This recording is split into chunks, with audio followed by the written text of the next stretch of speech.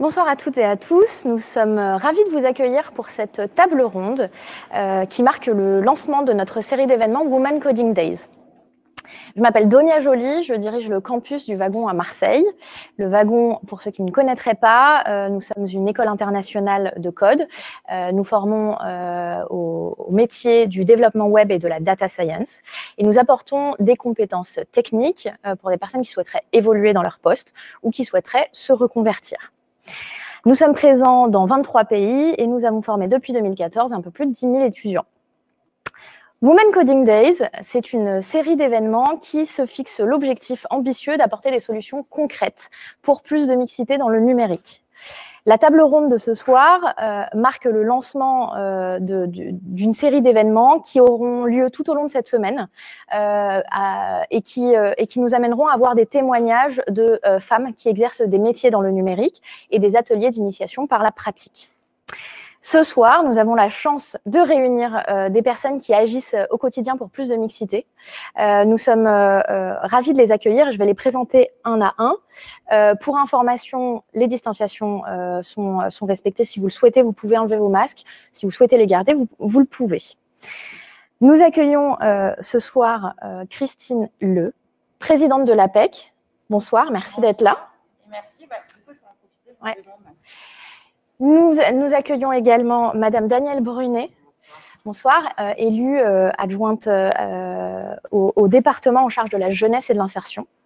Merci d'être là. Nous accueillons Monsieur Benoît Mournet, sous-préfet à la relance économique à la préfecture des Bouches-du-Rhône. Bonsoir. Diana Bajora, cofondatrice de Davidé, agence de développement web dont nous allons reparler. Anaïs Brun, référente sur les sujets numériques pour la mission locale de Marseille. Bonsoir. Et Mathieu Bonfils, cofondateur et CEO du Wagon Marseille. Bonsoir Mathieu. Nous avons à peu près 1h30 devant nous où nous allons avoir 2 tables rondes différentes de 40 minutes chacune qui seront séparées par un petit témoignage d'une de nos étudiantes pour prendre un peu la mesure de nos activités et qui fera la transition entre nos 2 tables. Nous allons commencer sans plus attendre par vous, Christine. Vous êtes présidente de l'APEC. Nous avons la chance de vous recevoir ce soir. Vous êtes particulièrement engagée sur les questions d'inclusion et de mixité. L'APEC a sorti en fin de semaine dernière une étude sur les inégalités femmes-hommes. Pourriez-vous nous parler des grands constats de cette étude ? Oui, merci beaucoup pour l'invitation et c'est un grand plaisir d'être ici parmi vous ce soir. Donc, l'APEC, l'Association pour l'emploi des cadres, qui est ouverte à l'ensemble des personnes qui ont un jour été cadres ou qui le seront demain, des étudiants, des demandeurs d'emploi et toutes les entreprises qui ont besoin de nos services. Nous sommes bien présents sur le territoire. Et effectivement, le 3 mars, mercredi dernier, comme depuis maintenant les années 2013, nous publions une étude sur les inégalités femmes-hommes. Et ce que j'aimerais vous dire d'un point de vue quantitatif, c'est que en 1974, les femmes représentaient 14% de l'encadrement. En 2021, nous sommes passés à 36%. Donc, il nous manque encore 14% pour arriver à l'équité. Mais nous allons y arriver. Alors ça, c'est le petit clin d'œil au niveau quantitatif. Et si on se penche sur le qualitatif, qu'est-ce qu'on remarque? On remarque que les inégalités chez les femmes et les hommes demeurent. Pourquoi? Parce que on voit pas assez progresser assez rapidement les salaires. Les inégalités se creusent, ou non pas se creusent, mais demeurent sur les inégalités salariales. On voit toujours une différence entre un homme et une femme ou une femme et un homme de 7% pour les compétences égales.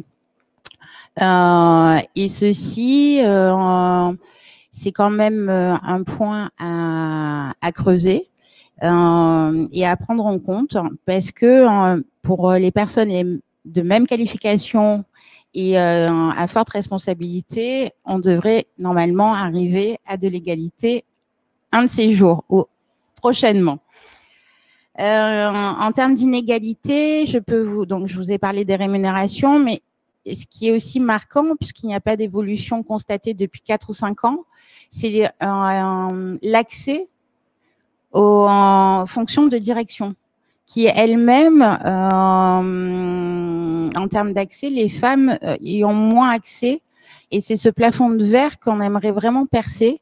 Et c'est grâce justement aux différentes actions qui sont faites par l'ensemble des parties prenantes du marché économique, social et politique que nous pouvons agir. Et effectivement, l'APEC, en tant qu'observatoire, on agit comme un révélateur pour justement montrer ces inégalités et pour mieux les combattre et sensibiliser à la fois les entreprises, les cadres, les jeunes diplômés, toute personne que nous accompagnons et conseillons pour un monde du travail plus égalitaire et donc moins inégalitaire en phase avec notre raison d'être.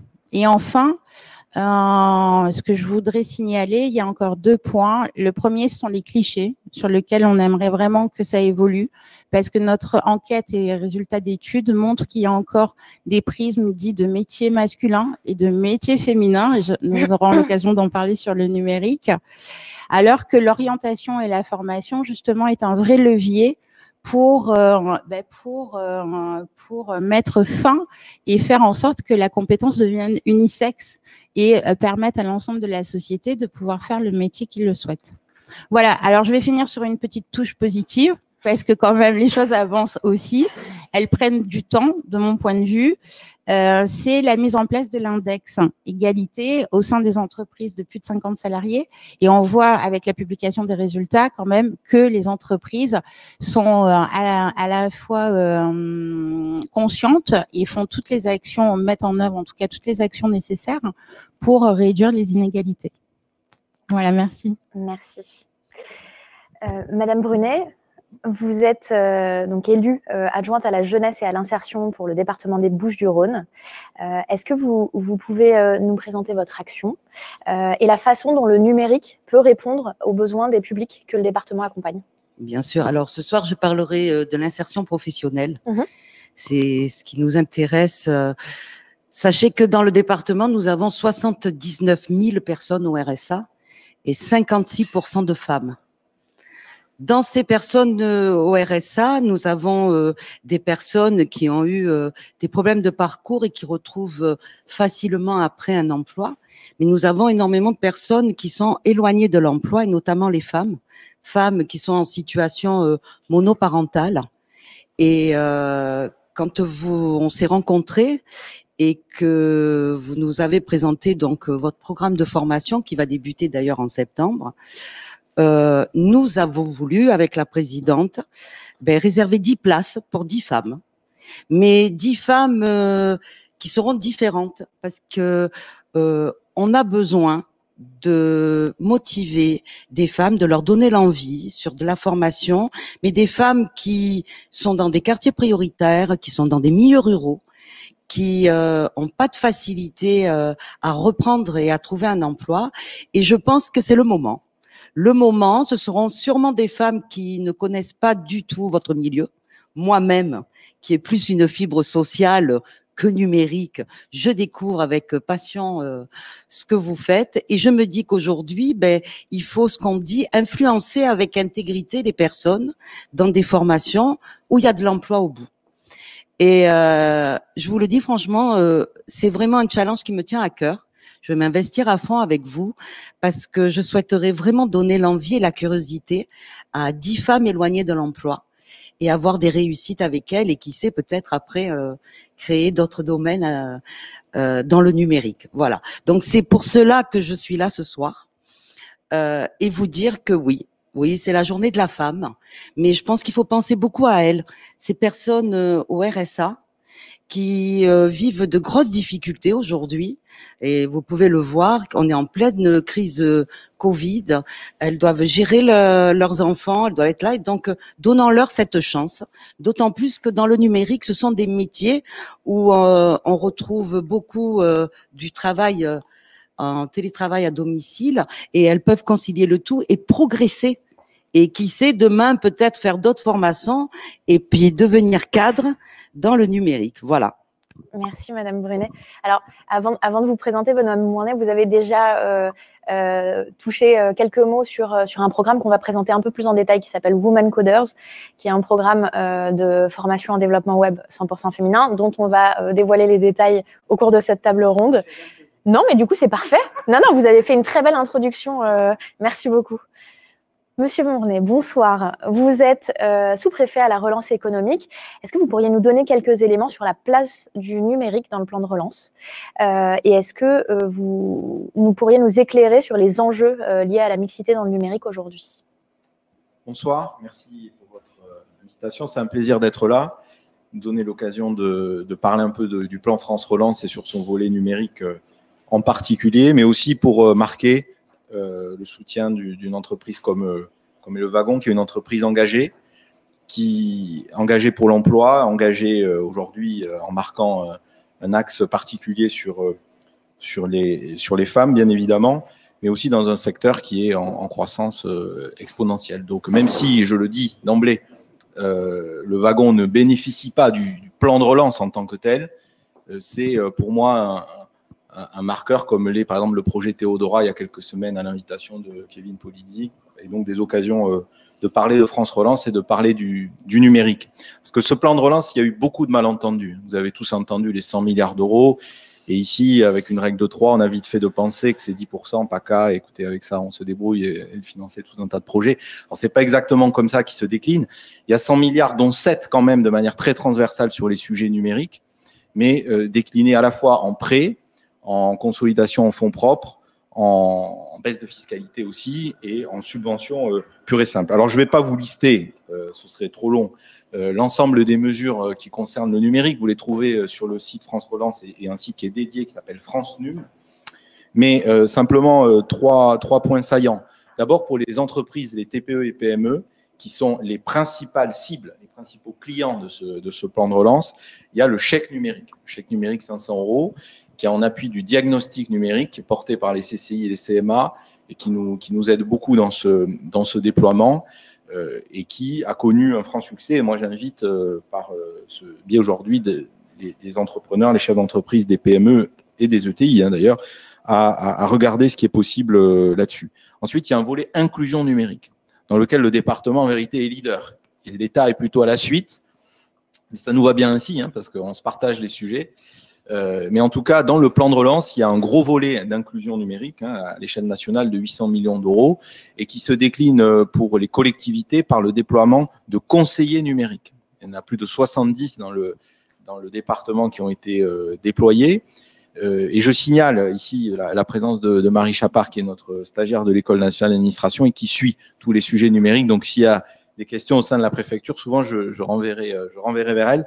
Mais en tout cas, donc c'est plutôt une initiative dont les collectivités se saisissent. Et puis enfin, il faut aussi dire que l'État lui-même est en retard sur sa transformation numérique. Et donc, il y a pas mal d'argent dans ce plan de relance aussi pour aider à la transformation numérique des administrations, des collectivités et de l'État. Alors, vous citiez Madame, vous avez très bien énoncé la problématique sur à la fois les opportunités d'emploi et le fait que proportionnellement les femmes dans le numérique les saisissent moins, parce que 30% seulement d'emplois de femmes dans les secteurs du numérique, tout emploi confondu, alors que les femmes, c'est presque 60% des diplômés de l'enseignement supérieur, et comme vous le savez aussi, 25% dans le champ numérique, alors même que elles sont sous-représentées dans les emplois. Donc c'est une formidable opportunité, je trouve, votre initiative d'être un accélérateur de formation, comme vous le faites aussi au département avec un certain nombre de soutiens à des écoles du numérique pour, entre guillemets, transformer des jeunes éloignés de l'emploi, mais pas que, en personnes qualifiées dans le secteur. Donc, voilà, vous dire que finalement, vos initiatives, même si elles ne sont pas stricto sensu dans le plan de relance, elles s'inscrivent dans cette lignée. Donc, pour ça, on vous en remercie. Merci, Monsieur Mornay. Diana, vous êtes cofondatrice de Davidé, une agence en développement web qui a également un volet de formation et de compagnonnage. Est-ce que vous pouvez nous présenter votre structure et vos actions liées à la mixité? Tout à fait. Donc, je m'appelle Diana Bajora, j'ai fait des études de commerce et j'ai ensuite travaillé pendant une quinzaine d'années dans des secteurs très scientifiques et technologiques, donc du coup à dominante masculine, pour lui coller l'étiquette qui lui va bien. Du coup, c'est vraiment un sujet qui me tient vraiment à cœur parce que c'est un de mes chevaux de bataille que d'enlever justement ces étiquettes des secteurs d'activité et du marché de l'emploi. Aujourd'hui, donc, je suis cofondatrice de Devidé, qui est une société experte en conception et réalisation de solutions digitales, applications mobiles, sites web, objets connectés, réalité augmentée, réalité virtuelle. Nous travaillons donc principalement au service de clients, donc dans le cadre de prestations de services, mais pour la première fois l'année dernière, nous avons produit notre premier produit interne, donc que nous visons à commercialiser en B2B. Qui consiste à proposer aux entreprises de gérer leur flux de personnel, donc en flex working, entre le présentiel et le télétravail. Notre troisième volet d'activité, comme l'a cité Donia, donc notre institut de formation qui s'appelle Devidé Academy, qui est basé sur le principe du compagnonnage que nous avons donc introduit dans le digital, inspiré par les compagnons du devoir, qui consiste donc à placer des maîtres développeurs qui sont donc chez nous, à transmettre leur savoir auprès de développeurs, soit jeunes, soit en reconversion professionnelle, donc des développeurs débutants, principalement issus de bootcamp. Donc l'idée à l'initiative de cette offre de formation, c'était de proposer à nos clients qui souhaitaient internaliser la compétence dev, de leur proposer l'accompagnement qu'ils n'ont pas forcément en interne. Je prends l'exemple d'une start-up qui n'a pas forcément les moyens d'embaucher aujourd'hui un expert technique dans son domaine, qui va plutôt s'orienter vers un débutant et n'aura pas en interne quelqu'un pour le piloter sur sa solution digitale. Donc nous, on se propose de combler ce gap et donc grâce à nos compagnons, à nos maîtres compagnons, de procurer cette formation pour que le développeur débutant soit directement en contrat de travail auprès de l'entreprise cliente, tout en travaillant directement sur sa solution digitale que nous connaissons, puisque c'est nous qui l'avons développée la plupart du temps. Voilà, donc ça c'est pour l'institut de formation. Donc comme vous l'avez compris, c'est principalement orienté reconversion professionnelle. Du coup, l'un de mes constats personnels, après 3 sessions, donc là nous sommes en train de former la 3e session de développeurs de la Devidé Academy. Nous avons beaucoup plus de candidatures féminines pour ce programme-là que de candidatures féminines issues d'écoles d'informatique. Et donc, je rejoins là le constat qui est que le secteur digital inspire, mais finalement va venir inspirer les femmes par des moyens détournés ou plus tard dans leur carrière et pas forcément dès le début. Donc nous sommes des acteurs du privé, notre engagement peut se porter un peu plus tard donc à ce niveau-là, mais il y a quand même quelque chose à faire au niveau, je pense, de l'éducation et de la formation initiale pour que nos filles aient envie d'aller vers le digital, puisqu'il n'y a pas de raison, en fait, c'est un secteur unisexe tout à fait, c'est un secteur passionnant. Et d'ailleurs, à contrario, je veux pas jeter voilà, mais à contrario, nous avons également des jeunes hommes et des débutants développeurs qui sont pas forcément à leur place dans le secteur du numérique. Donc, c'est pas parce que ça fait bien ou ça fait cool de dire qu'on est développeur que forcément c'est fait pour tout le monde. Et donc les femmes ont tout à fait leur place là-dedans.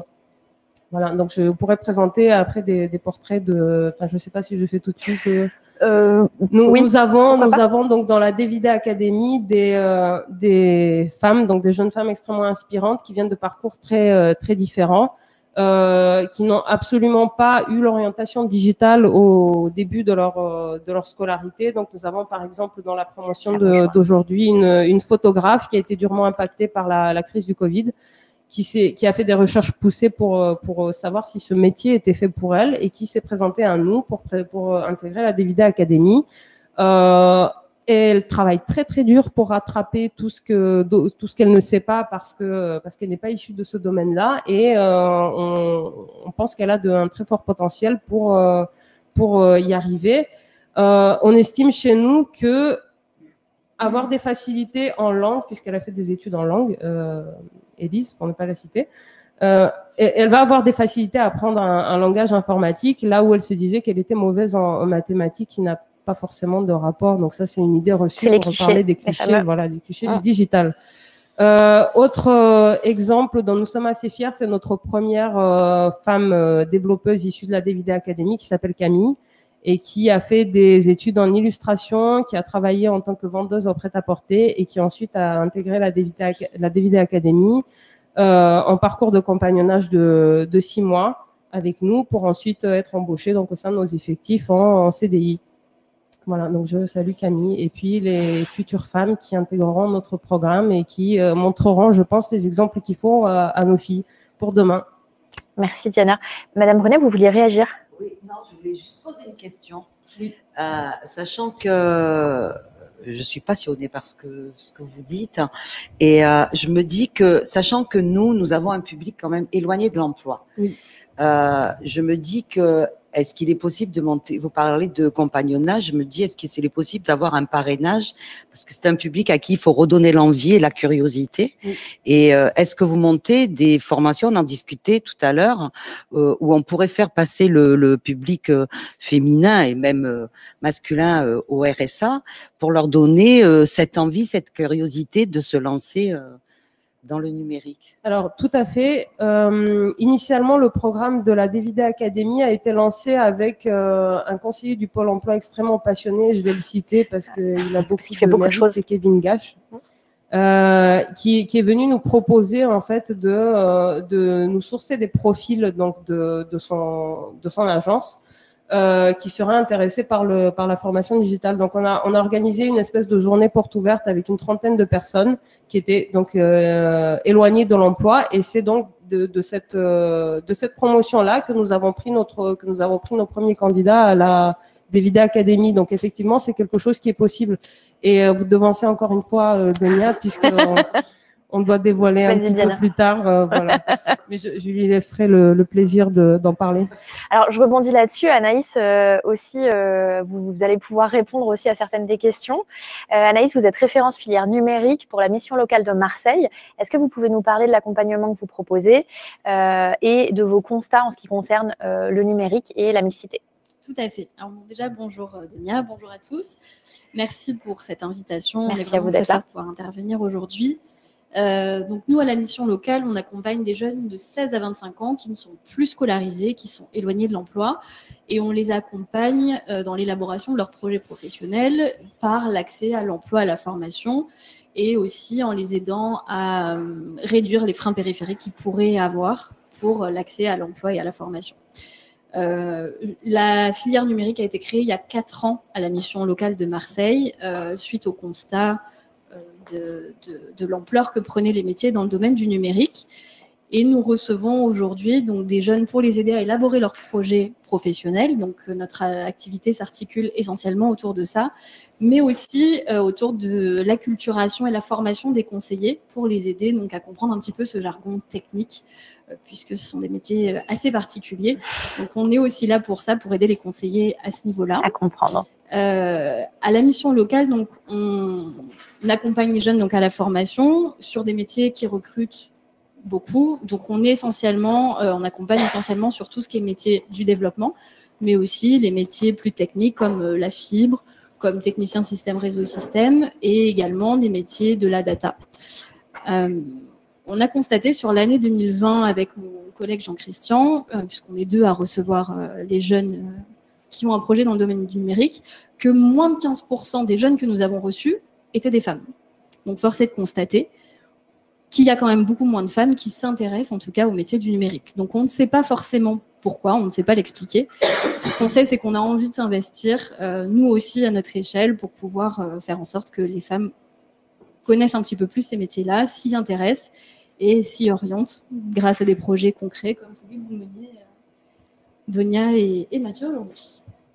Merci Anaïs. Alors sans plus attendre, je vais donner la parole à Mathieu. Mathieu, tu as cofondé le wagon à Marseille et tu vas nous présenter le programme Women Coders qui va être prochainement lancé et que nous avons déjà commencé à évoquer. Est-ce que tu peux nous donner un petit peu plus de détails sur le programme Women Coders ?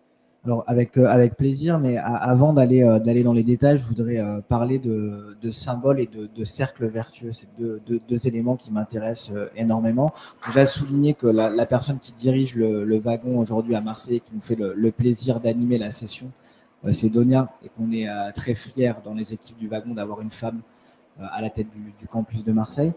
C'est aussi une politique qu'on s'applique à nous-mêmes. Alors 60% des équipes du wagon à Marseille aujourd'hui sont des femmes. Ce n'est pas le même niveau de représentation dans les équipes pédagogiques. Aujourd'hui, on a encore du chemin à parcourir parce que beaucoup des professeurs au wagon à Marseille sont des hommes encore, et on y travaille. Mais ces éléments factuels sont importants à souligner, et c'est par des engagements quotidiens qu'on est convaincu qu'on va continuer à contribuer à la féminisation des métiers dans le secteur du numérique. Alors, une petite anecdote sur laquelle je reviens de temps en temps et que je trouve assez évocatrice. En 2016, donc quand on lance le wagon avec mon associé Louis, on était deux hommes. Et on recevait quasiment exclusivement des candidatures d'hommes. On a un très joli site internet avec un bouton qu'on appelle un call to action, pour candidater, contacter Mathieu à l'origine. Donc, gens me contactaient, j'ai appelé beaucoup d'hommes. Et en 2018, on a une femme qui est arrivée. Le prénom donc a changé, c'était contacter Pauline. Et à ce moment-là, alors j'ai pas vraiment d'explication scientifique là-dessus, mais on a commencé à avoir plus de candidatures féminines. Alors je l'ai pas retracé rationnellement, mais c'était quand même assez évocateur, assez intéressant. Et donc en parlant de cercles vertueux, j'ai repris les statistiques de la progression du public féminin chez nos apprenants et apprenantes.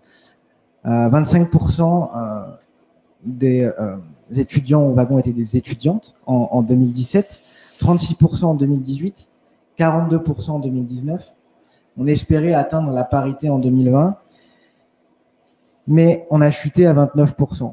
Et on prend ce taux avec beaucoup de sérieux. Pourquoi ? Parce que 2020, tout le monde sait que c'est une année particulière.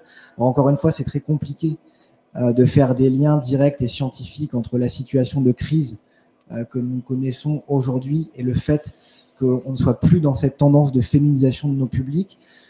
Mais on peut imaginer que la situation de crise n'y est pas pour rien. Donc, ces symboles et ces cercles vertueux et ces actions aussi sont des éléments qui nous tiennent vraiment à cœur au wagon. Et ce plateau et cette table ronde est peut-être un des plus beaux symboles aujourd'hui qu'on peut avoir sur l'engagement des acteurs qui veulent fédérer des énergies pour promouvoir une cause qui est importante à tous, en l'occurrence la féminisation du secteur de la tech en menant des actions concrètes. Aujourd'hui, on a le plaisir d'avoir l'APEC, le conseil départemental, la mission locale, qui sont au plus proche des populations cibles qu'on touche dans le programme, des personnes qui ont besoin d'être accompagnées sur ces sujets, sourcing de cadres, accompagnement de bénéficiaires du RSA, jeunes en situation difficile. Et le programme Women Coders va reposer sur votre capacité à aller sourcer efficacement, avec beaucoup de finesse, les personnes qui vont être accompagnées. Avec Diana, on travaille d'ores et déjà. Je pense que c'est assez intéressant aussi ce que tu expliques, mais c'est que en fait, ce programme, ça n'est pas uniquement une formation, mais c'est une formation qui va travailler en étroite collaboration avec des acteurs qui sont au plus proche des entreprises pour avoir la garantie que les personnes accompagnées vont avoir un emploi à la clé. Évidemment, merci à la préfecture de soutenir par sa présence, par ses témoignages. Donc, fédération d'énergie publique, de collectivités, d'entreprises particulières pour ce programme Women Coders que nous annonçons aujourd'hui. Donc, l'objectif, c'est de vous retrouver le 8 mars 2022, ici, dans un an, avec 30 femmes que nous aurons sourcées, accompagnées dans une formation de 9 semaines qui démarrera à Marseille au mois d'octobre 2021, une formation qui durera 9 semaines et à l'issue de laquelle les 30 femmes accompagnées pourront bénéficier d'un titre professionnel de niveau 6, donc un équivalent Bac+3, Bac+4. Un trimestre, ensuite, on est sur des objectifs assez court-termistes. Un trimestre, le premier trimestre 2022, pour accompagner ces 30 femmes formées au retour à des emplois qualifiés et durables, qui sont des indicateurs particulièrement importants qu'on va suivre. Et donc, ce sera, je l'espère, avant la fin du premier trimestre 2022. Rendez-vous ici le 8 mars 2022 pour que ces 30 femmes accompagnées parlent d'elles-mêmes du parcours qu'elles auront suivi à partir du mois de septembre.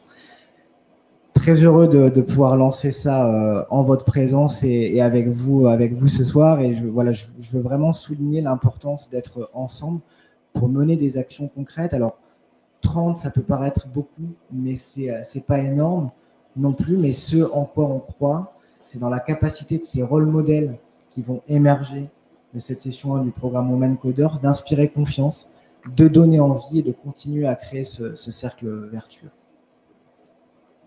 Merci Mathieu. Je vais vous redonner la parole, Christine. Pendant la préparation de cette table ronde, on a discuté ensemble de cette fameuse question de comment est-ce qu'on fait avancer la mixité. Au niveau de l'APEC, mais en général, selon vous, comment est-ce qu'on fait avancer cette mixité et comment est-ce qu'on fait avancer la mixité dans un domaine aussi masculin aujourd'hui que le numérique? Oui, la question est lourde de sens. Je pense que si on reprend ce que disait Simone Veil il n'y a pas bien longtemps pour une interview canadienne dans Contact, qui a été reprise par plusieurs titres là en cette journée du 8 mars 2021, je pense qu'elle disait ma revendication, et j'en fais mienne, en tant que femme, c'est que ma différence soit prise en compte et que je ne sois pas contrainte de m'adapter au modèle masculin. Et pour ce faire, si on parle de mixité, c'est de prendre la problématique, de la mettre au centre et de prendre de la distance par rapport au genre. Typiquement, nous, à l'APEC, on a senti une difficulté pendant la crise du Covid. Quand je vous écoutais, est-ce que c'est lié ou pas? On ne sait pas. Ce sont des observations sur le nombre de pourcentage de femmes inscrites pour le programme 2020, 29%. On s'est dit il va y avoir un problème au niveau de toutes les personnes qui sortent des études à partir de mars, avril, mai, juin lors du premier confinement. Et donc, il a fallu réagir vite. Et je crois que c'est ça aussi. C'est, comme vous le disiez, et l'ensemble des membres ici présents ce soir, c'est ce qu'on dit, c'est œuvrons tous ensemble, démultiplions nos forces, associons-nous. Et comme le numérique, il faut savoir agréger à des moments, reprendre de la distance par d'autres moments. Et là, quand je vous parle donc de cette mixité et de faire en sorte que ce soit un monde plus inclusif,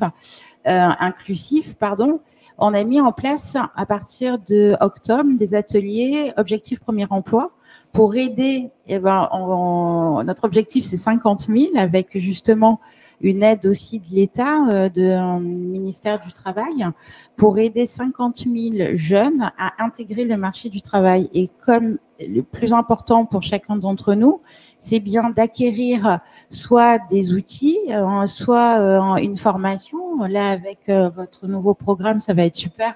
Et on aura des témoignages et ça sera la réalité, avec un retour réel sur le taux d'insertion. Voilà.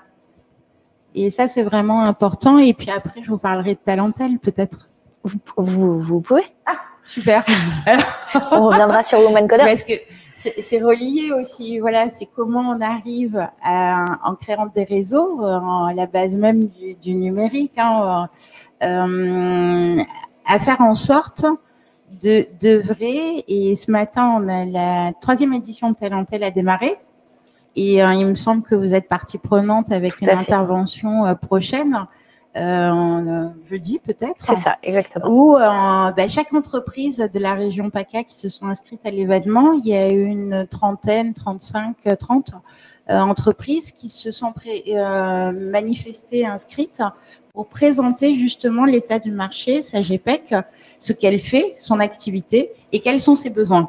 Et en parallèle, au regard des femmes qui se sont inscrites, et je suis très très contente et je remercie infiniment les équipes de l'APEC pour ce travail d'orfèvrerie qui a mobilisé tout le monde sur le pont depuis 10 jours, parce qu'on a démarré. Alors, Je suis pas très bonne en chiffres. On va dire qu'en la première édition, il y avait peut-être 50 ou 60 femmes.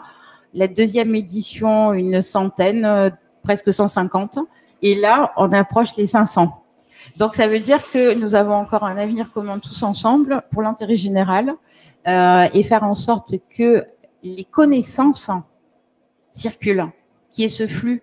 Parce que sans visibilité de ce que font les entreprises et quels sont les besoins aussi qu'elles ont et d'ouvrir et se dire de faire des pas de côté, si je me forme en utilisant mon CPF ou en faisant des préparations, retour opérationnel à l'emploi, des formations en situation de travail, le compagnonnage, tous ces outils, mais encore faut-il les connaître. Et nous, comme vous, tous ensemble, soyons pionniers et révélateurs justement de toutes ces informations et à notre humble niveau, nous agissons. Voilà. Merci Christine. Madame Brunet, quand nous avons préparé ensemble, vous m'aviez parlé de cette demande forte des entreprises dans le domaine du numérique. Et finalement, justement, en rejoignant ce que nous dit Christine, c'est comment est-ce qu'on fait en sorte de connecter les besoins des entreprises avec des personnes qui sont prêtes, qui sont prêtes à se former et justement où est-ce qu'on trouve ce dénominateur commun. Donc c'est ça qui explique votre engagement, c'est ça? Oui. Ce que je dis souvent, c'est que tout existe. Il suffit de rapprocher les uns aux autres et les autres. Tout à l'heure, on parlait de la fibre optique. L'école de la deuxième chance, l'année dernière, avec la mission locale, a monté une classe de fibre optique garçons. Et cette année, ils ont tenté filles. Il y a très peu de filles et ça marche. Et je me dis que quelque part, là, chaque jour, quand on est actif dans ce qu'on fait, chacun a des domaines. Quand on est actif dans ce qu'on fait, et quand on fait des rencontres comme ça, très vite, il se crée des liens. Là, nous parlons des entreprises, nous parlons de l'emploi, on parle de formation. Et quand on parle département, la compétence première du département, c'est le social. Avec la gestion, alors je parlerai du domaine que je connais, avec la gestion des personnes bénéficiaires du RSA. Et je vous avoue que souvent je peste, parce que j'entends des décisions, alors je me mets devant la télé, j'entends certaines choses, je dis mais on a tout. Il suffit d'apporter un public que nous avons, donner l'envie et la curiosité, comme je le dis, parce que c'est essentiel. Il faut bien garder à l'esprit que ces personnes-là, qui ont été éloignées longtemps de l'emploi, n'ont pas forcément d'envie. Et aujourd'hui, se retrouvent dans des situations qui sont difficiles.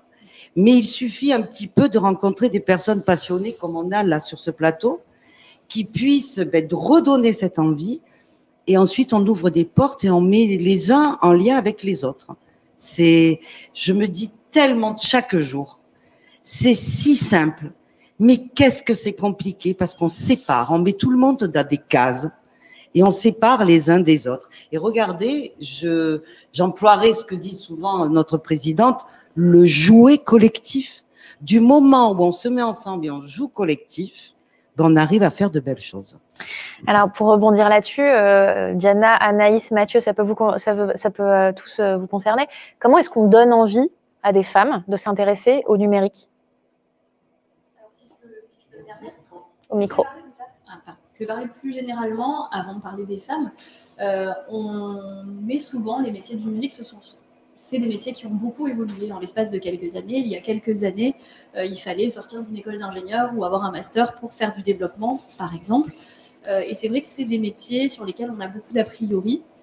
Et des publics comme vous avez vous et comme on a nous, ce ne sont pas exactement les mêmes publics, mais qui ont quoi qu'il arrive des freins périphériques à l'emploi, sont éloignés de l'emploi, s'imaginent que ces métiers-là ne sont pas accessibles. Parce qu'il faut trop de compétences, parce qu'on s'imagine qu'il faut une intelligence énorme, des diplômes. Donc notre rôle à nous va être d'informer déjà ces publics-là qu'il existe des formations courtes, que les attentes des recruteurs ont changé, que cet emploi-là, on est sur des métiers qui sont en tension aujourd'hui, donc on a énormément d'offres d'emploi, peu de personnes qui postulent finalement. Donc notre rôle à nous est vraiment d'informer déjà tous les jeunes, les bénéficiaires du RSA, les publics qu'on rencontre, que ces métiers ont changé.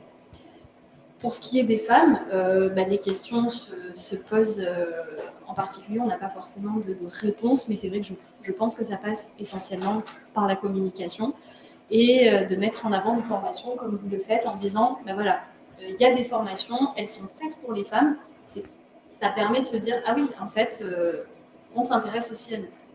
Je pense donc que ça passe, du coup, essentiellement par des projets comme vous le proposez.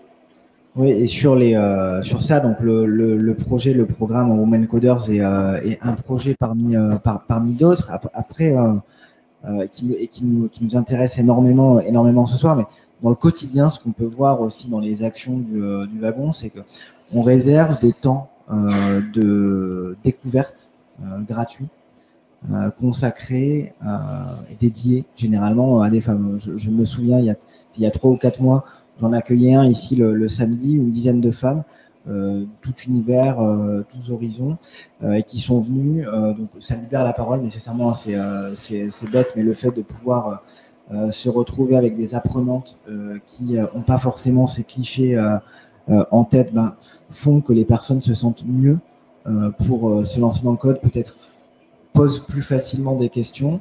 Et donc là, ce qu'on lance entre le 8 et le 11 mars pour les Women Coding Days, c'est une série d'ateliers gratuits, alors juste dédiés aux femmes,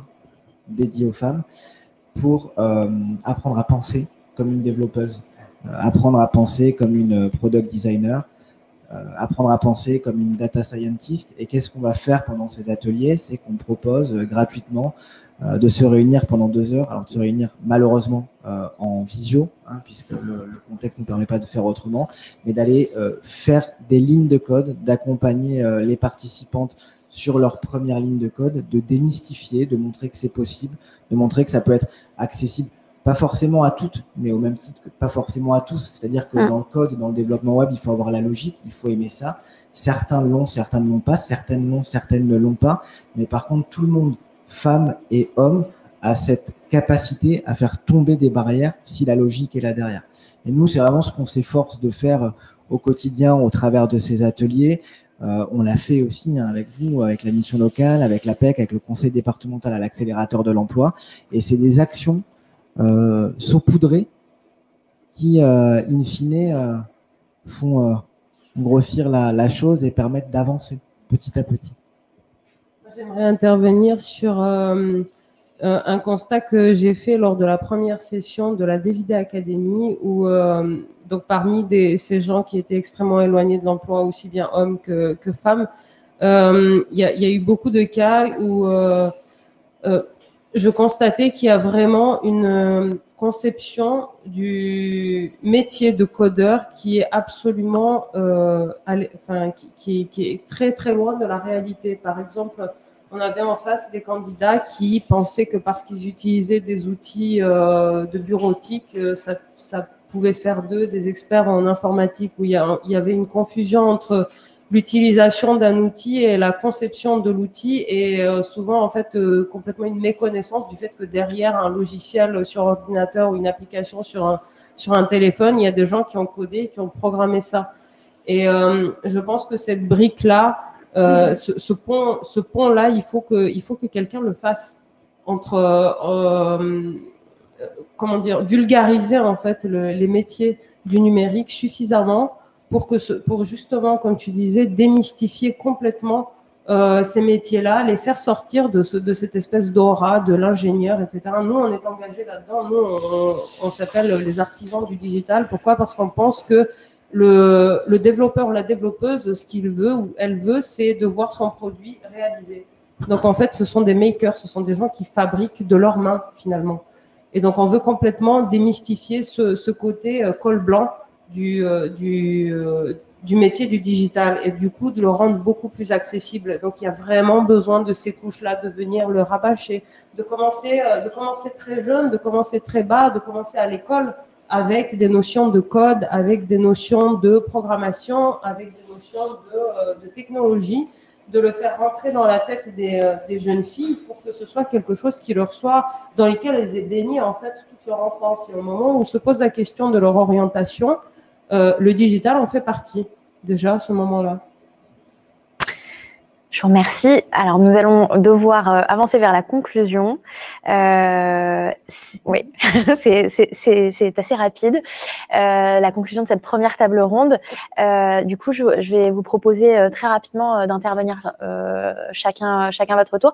Si vous deviez donner un conseil aux femmes qui s'intéressent de près ou de loin au métier du numérique, qu'est-ce que vous leur diriez? Je ne sais pas qui veut prendre la parole, Mathieu. Allez, je leur dirais oser, découvrir, comme on découvre un voyage, voyager, et puis faisons tomber les représentations, justement,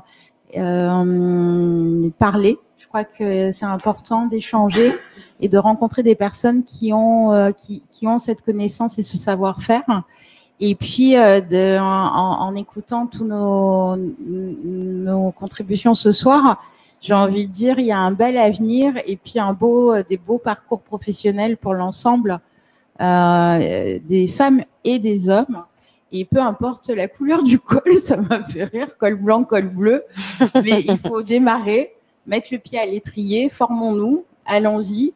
Et puis, surtout que chacun prenne place dignement, dignement, avec respect, dans une société qui a toujours et encore besoin de plus d'inclusion. Merci, Christine. Merci.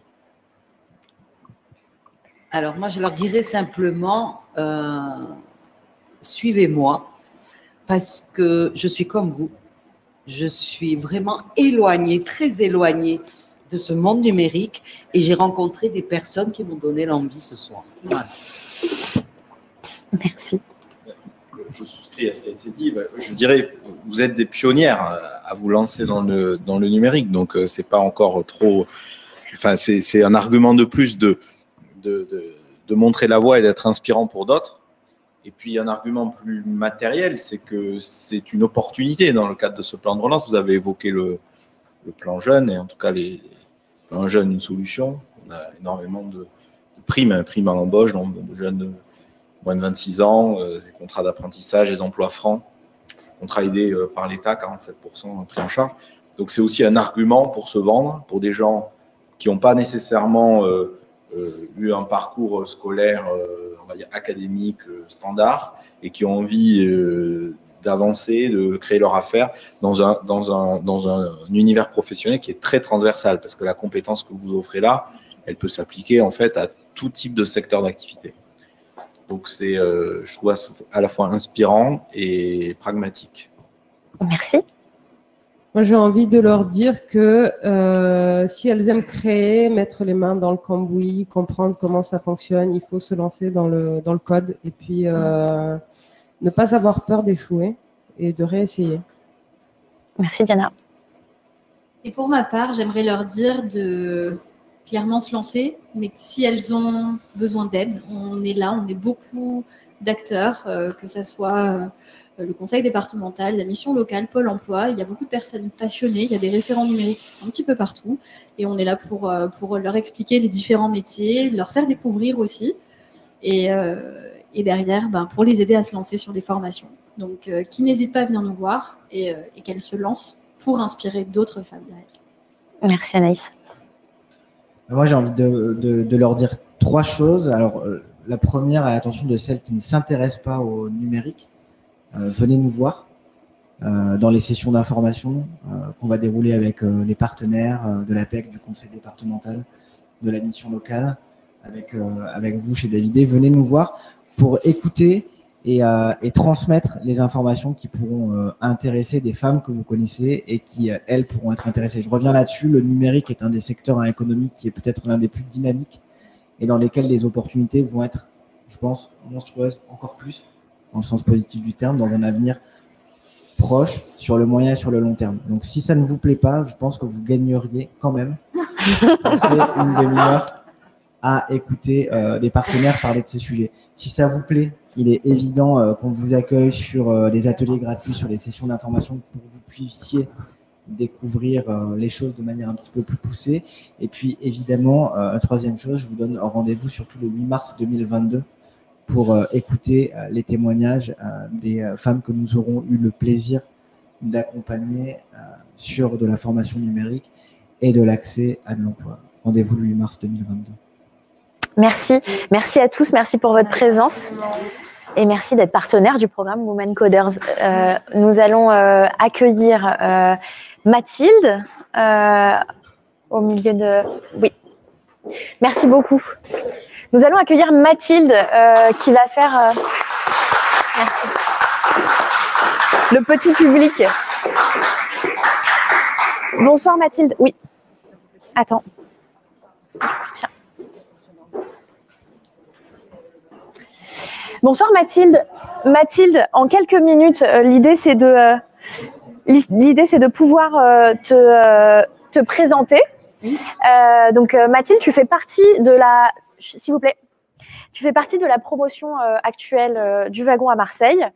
On trouvait intéressant de mettre en avant un profil de femme qui est en train de se former.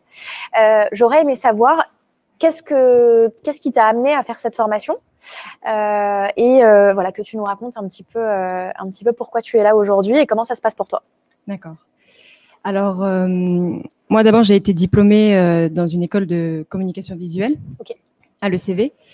Et suite à mon bac plus 5, à mon master, j'ai eu des expériences professionnelles variées. Et quand je me suis venue m'installer à Marseille après une année de CDD en tant que directrice artistique junior dans une agence de communication marseillaise, je me suis mise à travailler à mon compte et en cherchant différentes offres d'emploi. Il est vrai que le marché du travail maintenant requiert pour les graphistes et les créatifs un savoir digital, une maîtrise de différents langages numériques. Et ayant considéré cette lacune, je me suis renseignée auprès d'un ami à moi qui est donc développeur, savoir quel type de formation je pouvais éventuellement faire. Et donc, il m'a parlé du wagon. Donc, je suis allée me renseigner. J'ai regardé aussi les différentes formations que mon compte de formation pouvait me proposer. Et c'est vrai que cette formation était celle qui m'attirait le plus dans la mesure où quand on est en freelance, on ne peut pas se permettre de faire une formation qui dure trop longtemps. On a besoin de faire quelque chose d'assez intense. Et en même temps, la formation proposait quelque chose de très complet. Donc, c'était hyper intéressant pour moi de faire cette formation et de venir ici, du coup, découvrir tous ces différents profils qu'il y a. Parce que forcément, quand on est créatif, c'est pas tout à fait les mêmes univers et les mêmes mentalités. Donc, je suis très contente, en tout cas, de pouvoir rencontrer toutes ces personnes. Et j'ai été d'ailleurs assez étonnée, on en parlait tout à l'heure par rapport à la crise, assez étonnée dans mon batch. Donc, mon batch, ça veut dire ma promo. J'ai été assez étonnée de me rendre compte qu'il y avait vraiment des profils très différents. Beaucoup de gens qui venaient du tourisme, de la restauration. Oui, de secteurs... Oui, de secteurs très différents comme ça. Et ça prouvait bien qu'effectivement, je pense que beaucoup de gens ont dû avoir à peu près les mêmes problématiques en 2020 et considérer, on va dire, l'avenir dans le numérique. Et je fais partie de ces personnes qui a envie de pouvoir rentrer dans ce domaine et d'en apprendre plus. D'accord. Donc, tu es venu chercher des compétences que tu estimes être différenciantes sur le marché du travail. Oui, acquérir vraiment cette connaissance dans le numérique. Au-delà de ça, il faut quand même considérer le fait que tous les jeunes graphistes et les jeunes créatifs qui arrivent sur le marché du travail ont des formations, une petite formation au front-end. Donc, le front-end, c'est vraiment la partie visible du site Internet. Et donc, moi, en tant que personne qui a été diplômée en 2014, je me devais de revenir un petit peu au niveau de ce que le marché du travail demandait, quoi. Donc, je trouvais la formation... Voilà. Et comment ça se passe pour toi? Ça se passe bien, c'est très intensif. C'est pas pour rien que ça s'appelle un bootcamp d'ailleurs. Mais je suis très contente. Je me suis découvert des intérêts que je sous-estimais, que je ne pensais pas. Je me suis mise à aimer ce qu'on appelle le back-end, donc la partie arrière, la partie qui n'est pas visible, et surtout de belles rencontres. Et ça, c'est quelque chose que j'apprécie beaucoup, surtout après une année 2020 qui a été socialement compliqué forcément, et quand on travaille à son compte, on a tendance à rester enfermé chez soi pour travailler. L'interaction sociale est quand même pas négligeable, elle est importante. Le fait de venir ici, de rencontrer des gens qui sont de parcours très différents, d'univers différents, c'est quelque chose de très riche et ça permet de créer des équipes très complémentaires sur les différents projets qu'on aborde. Ok. Et alors, est-ce que tu as déjà une idée de ce que tu veux faire après? Alors là, j'aimerais après cette formation, j'aimerais trouver un poste, du coup, quelque chose de peut-être plus stable dans une période qui est aussi compliquée, bien que le freelance est quelque chose qui me plaît et que je garde toujours à l'œil. On verra ce que l'avenir me propose. En attendant, là, je me concentre à fond sur les 3 semaines qui nous restent, qui vont être sacrément intensives puisqu'on est sur des créations de projets, d'applications avec des équipes et j'ai eu le plaisir de pouvoir proposer un projet de création d'application et d'avoir une équipe avec moi de garçons, de 3 garçons et on s'entend hyper bien, donc c'est chouette. Et que les personnes pourront voir pendant votre Démo Day, donc dans 3 semaines. Voilà. On organise un événement qui s'appelle le Démo Day et qui permet de venir voir les projets que les étudiants ont développés sur les 2 dernières semaines de leur formation. Merci beaucoup Mathilde. Mais merci à toi. Merci, très bonne soirée. Également. Et sans plus attendre, on va passer à la 2e table ronde. Donc, je vais inviter dans l'ordre donc Sama Bendia, présidente d'Alta Femina et secrétaire générale de la CPME Sud. Bonsoir Sama. Hop. Isabelle Simon, déléguée régionale d'Altis, du groupe Altis, BFM, SFR. Comment? Ouais. Est-ce que tu peux me donner un... Ouais. On va nettoyer les micros. Pauline, ouais. Marie-Laure Guidi, donc fondatrice de Yoda Consulting, VP de la French Tech, présidente de BPW Marseille.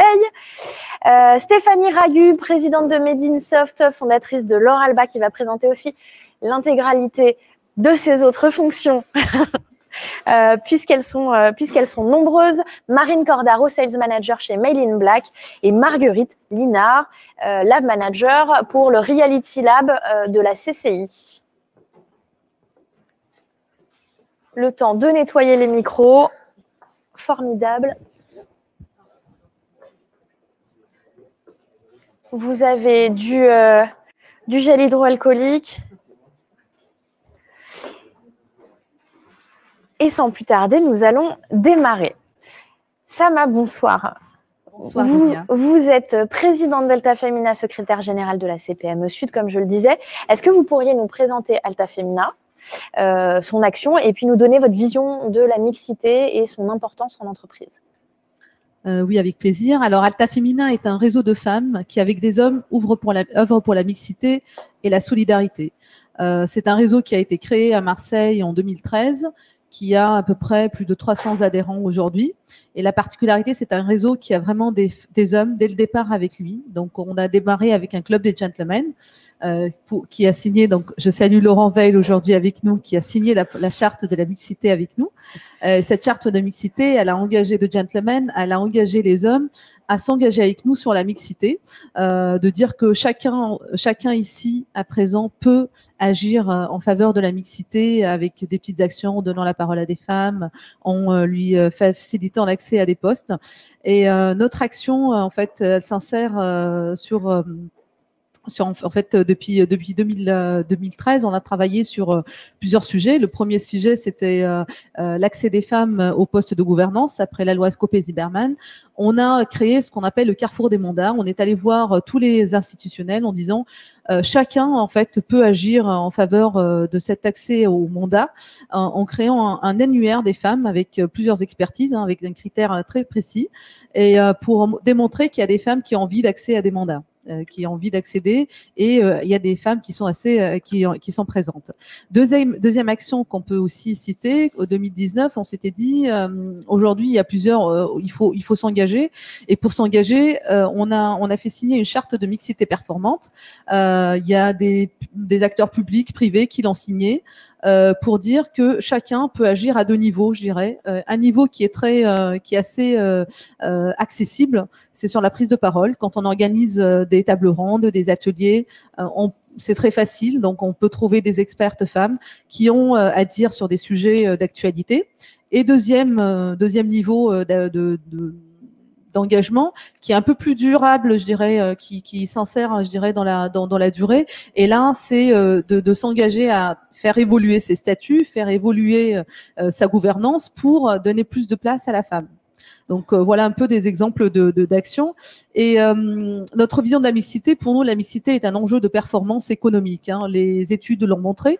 Les entreprises qui sont dirigées par des femmes ont enregistré des performances financières. Donc et beaucoup de rapports ont fait cet état. Et c'est vraiment notre dada de libérer cet accès des femmes dans un objectif aussi économique. Tout à fait. Merci Sama. Isabelle Simon, bonsoir. Vous êtes déléguée régionale d'Altis, donc le groupe qui réunit SFR, BFM et RMC, donc dans les télécoms et les médias. Est-ce que vous pouvez nous parler des actions mises en place dans votre entreprise pour améliorer la mixité? Oui, alors... c'est bon, pardon. Ça fonctionne. En fait, c'est un combat, j'ai envie de dire, parce que l'égalité homme-femme ne va pas de soi en entreprise. Et donc, ça fait 15 ans que je suis dans ce groupe et ça fait 15 ans que je vois qu'on prend des actions, de nouvelles actions quasiment chaque année, que les choses progressent, mais je dirais qu'elles progressent quand même, si elles progressent sûrement, elles progressent quand même lentement. Et donc, plus les années passent et plus les actions qui sont prises par notre entreprise sont un petit peu radicales pour justement réussir à inverser ces tendances, quoi, et en fait à obtenir cette égalité. Donc, elles sont de deux ordres. La première, c'est au sein de l'entreprise tout court. Les premiers accords sur l'égalité homme-femme qui ont été signés dans notre entreprise datent de 2007. Le dernier date de 2019, avec des choses très concrètes sur l'égalité salariale d'abord. Par exemple, on a une enveloppe spécifique qui peut faire débat au sein de l'entreprise elle-même. Il y a une enveloppe spécifique pour rattraper les inégalités salariales entre les hommes et les femmes chaque année. Donc ça interroge bon nombre d'hommes chaque année, mais du moins les premières années, ça les interrogeait, ça les interroge moins maintenant parce qu'ils voient les constats. Autre exemple qui a été mis en place plus récemment, c'est qu'il y a une formation annuelle des managers pour décrypter les biais de perception inhérents à notre culture, inhérents et donc pour les amener à décrypter ces biais de perception, je donne pour leur faire prendre conscience. Et je dirais que ça c'est un combat quasiment quotidien et qui est relayé en plus par des formations au sein de l'entreprise des managers. Je vous donne un exemple. La semaine dernière, je vous disais, on avait l'aboutissement de tout un dossier que je menais depuis un certain temps déjà. Et mon collègue me dit oui, ton charme a fait la différence. Non, pardon, c'est 2 ans de boulot, c'est 2 ans de ténacité qui a fait qu'on y est parvenu et ça n'avait absolument rien à voir avec autre chose. Et il me dit mais excuse-moi, je voulais pas dire ça, etc. Mais, oui, mais voilà. Donc il faut reprendre, expliquer, sans cesse reprendre et pas laisser passer pour faire évoluer. Un autre exemple, c'est qu'on a fini par mettre en place ce qu'on appelle, qu'on appelle carrière au féminin, mais qui est quasiment une discrimination positive à l'égard des recrutements et des promotions de femmes au sein de l'entreprise. Parce que les chiffres dans les professions plus techniques ou dans les chiffres dans tout ce qui est job d'encadrement et de direction ne sont pas encore à l'égalité escomptée. L'année dernière, 47% des promotions, 50 justement. Enfin, on a dépassé les 50%, donc du coup là, on va pouvoir inverser la tendance. 57% des promotions ont été attribuées à des femmes. C'est un exemple.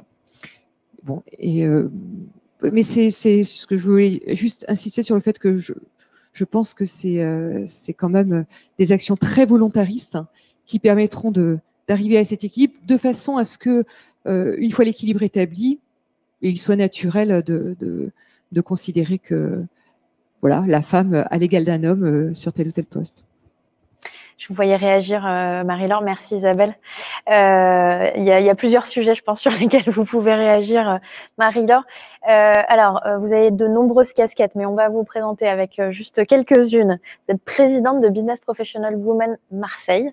Vous êtes VP de la French Tech et vous êtes fondatrice de Yoda Consulting. Est-ce que vous pouvez nous présenter ce qu'est BPW et nous parler de vos actions? Avec plaisir. BPW est une ONG internationale, Business Professional Women, donc qui œuvre pour le droit des femmes dans le monde du travail. Et on s'est aperçu avec effroi il n'y a pas très longtemps, en 2018, qu'il n'y avait à Marseille pas d'antenne locale. Alors, bon, ceci dit, les clubs féminins étaient très largement représentés à Marseille, donc ça s'expliquait aussi. Mais c'était un petit peu dommage. Et à l'instigation de Agnès Bricard, qui était la présidente nationale jusqu'à la semaine dernière et qui était expert comptable, donc ça nous a créé quelques liens, on s'est dit que il y avait quand même quelque chose à faire de différent de ce que faisaient les autres réseaux féminins qui sont très actifs. Donc on a créé cette antenne locale de cette ONG. C'est une ONG qui a la particularité d'avoir une représentation à l'ONU et au Conseil de l'Europe. Donc, ça nous permet d'avoir effectivement une bonne visibilité de ce qui se passe à l'international. Et ça, c'est vraiment intéressant sur les conditions de travail des femmes dans le monde. Et c'est vrai qu'on se plaint beaucoup et on a raison et il faut changer le monde, mais on voit aussi ce qui se passe ailleurs et de temps en temps, ça nous permet aussi de relativiser et de voir que finalement, voilà, on a de la marge et on pousse, mais aussi c'est bien de pousser pour les autres. Donc ici, en fait, on s'est dit qu'est-ce qu'on pourrait faire qui n'existe pas et qui ne se fait pas déjà, parce qu'il y a encore une fois, je salue tout ce qui se fait et qui est très très très bien. Et donc on a décidé de faire 3 commissions. Une première commission qui travaille sur l'ARH au sens large, donc notamment sur les entretiens d'embauche. Et donc on a une commission qui est présidée par Nathalie Devesa, qui est une DRH, hein, et donc qui travaille avec plusieurs DRH. Et donc on intervient dans des écoles, dans des facultés pour préparer les jeunes femmes à l'entretien d'embauche. Et là, on a toujours des surprises sur le fait qu'elles sont finalement pas préparées du tout. Voilà, donc, c'est toujours très intéressant et très pratique. On essaie toujours de faire des actions pratiques. On s'est également donné un deuxième axe qui est l'entrepreneuriat féminin, parce que ça, évidemment, c'est quelque chose qui nous touche toutes. Et donc, on a une commission qui est présidée par Élodie Césaro, qui est une brillante avocate d'EY, hein, que vous connaissez certainement, qui est dynamique, qui est super et très investie dans tout ça. Et on a créé une action qui s'appelle Yes We Can Pitch, et comme son nom l'indique, nous préparons donc au pitch et nous présentons donc des jeunes entrepreneurs à un parterre d'investisseurs et d'investisseuses, puisqu'il y en a quelques-unes quand même si elles sont pas très nombreuses.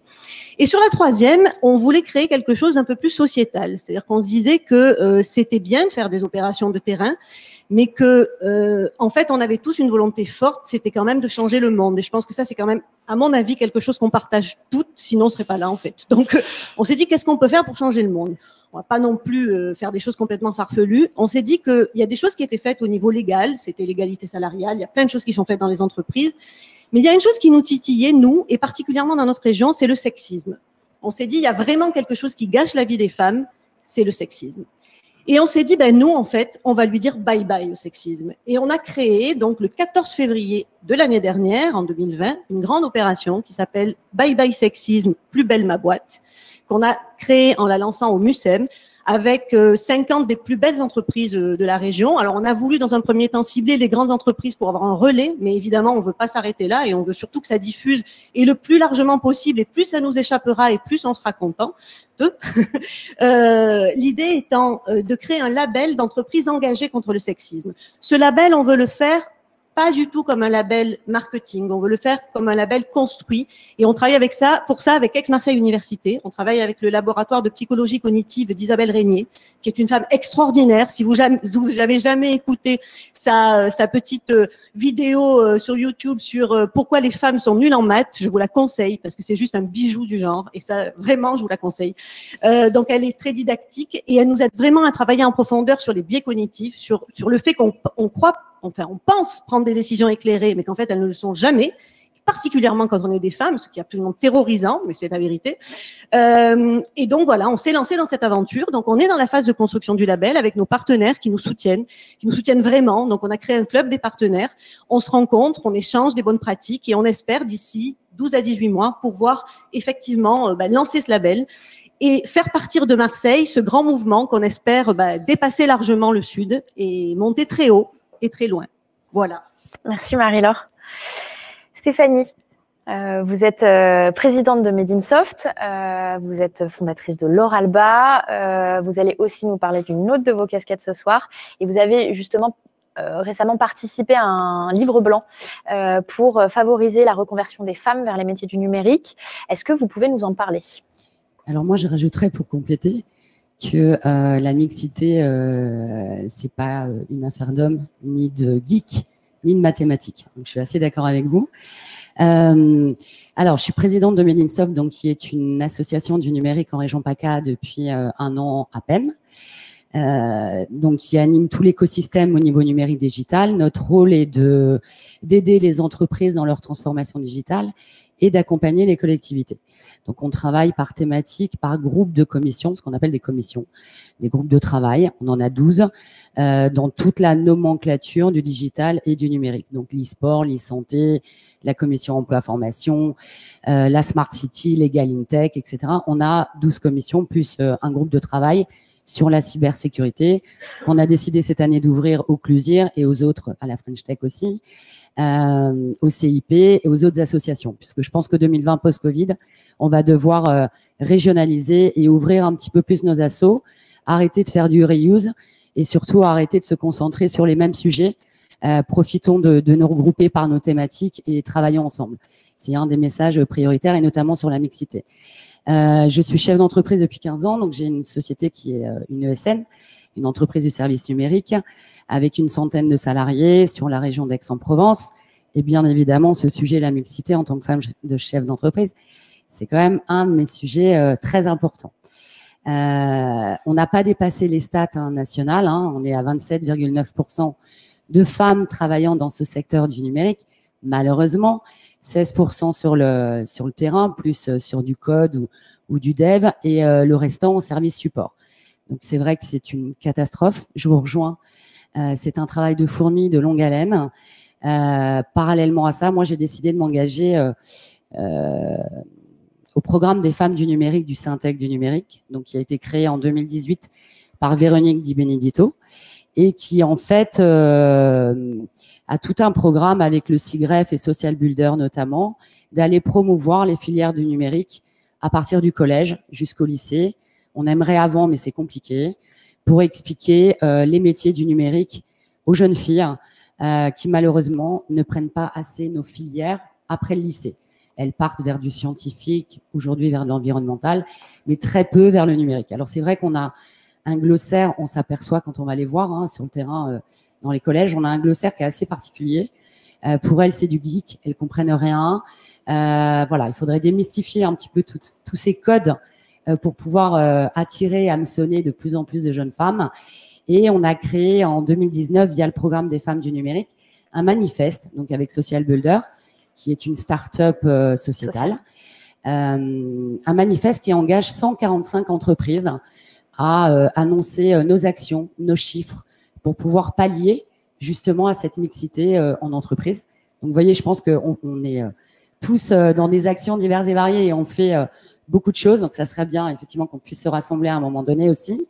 Et aujourd'hui, on a lancé donc le livret blanc le 4 mars dernier. Donc c'est un livret blanc qui explique les outils, les templates, les actions pour toute entreprise souhaitant pallier à ce fléau de la mixité, parce qu'on sait que, en tout cas nous dans le digital, on est en pénurie d'emplois sur des secteurs d'activité, ne serait-ce que des développeurs. On arrive sur de la 5G. On a à peine, on a beaucoup de difficultés à trouver des téléopérateurs, des planificateurs pour les vaccins, des métiers de technicien assistance de proximité. Donc, heureusement, on travaille beaucoup effectivement avec l'APEC, le Pôle emploi, l'AFPA également pour nos formations. Mais si on s'en occupe pas demain de ces femmes qui ont toute leur légitimité chez nous, effectivement, on va avoir un petit souci. Donc, on travaille aussi sur l'alternance, bien sûr, les apprenants, qui aujourd'hui est aussi, post-Covid, malheureusement, un véritable fléau avec tous ces apprenants qui seront retrouvés sur le bas-côté depuis début avril. Donc, on essaie de mettre en place aussi des actions, nous, au sein de Medinsoft, sur un gros site internet qui va s'appeler SOS Alternance, avec lequel on travaille avec la métropole, pour pouvoir pallier à ça, parce que voilà, c'est nos collaborateurs de demain. Donc, si aujourd'hui on n'investit pas sur du mentorat, sur de l'accompagnement, sur de la mixité en entreprise, je pense que on va avoir des grosses difficultés dans les années à venir. Merci Stéphanie. Marine, vous êtes Sales Manager chez Mail in Black. Mail in Black, je vais vous laisser, vous allez présenter Mail in Black bien mieux que moi. Dans le domaine de la cybersécurité, il faut savoir que la cybersécurité, le constat est encore pire en termes de mixité. Est-ce que vous pourriez nous présenter Mail in Black et ce que Mail in Black fait de différent dans la gestion de la mixité. Bonsoir. Effectivement, donc Men in Black, c'est une société marseillaise qui protège les entreprises et les collectivités des cyberattaques. Donc, au moyen d'outils à la fois technologiques et à la fois pédagogiques, on propose différentes solutions.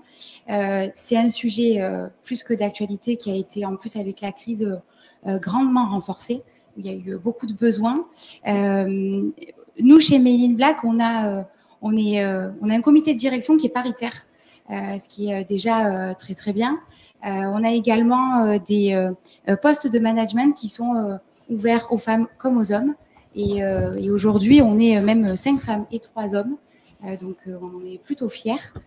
Ce qui est très positif chez Men in Black, en tout cas, c'est que on a la possibilité de prendre part au projet, en fait, de l'entreprise, quel que soit notre poste, et qu'on soit une femme ou un homme, et également de prendre la parole, comme je le fais ce soir.